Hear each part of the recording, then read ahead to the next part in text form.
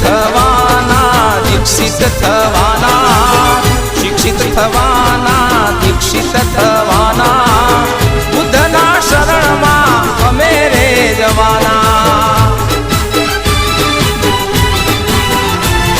એ બુદ્ધના શરણમાં અમે જવાના દલિત છીએ નથી કોઈથી ડરવાના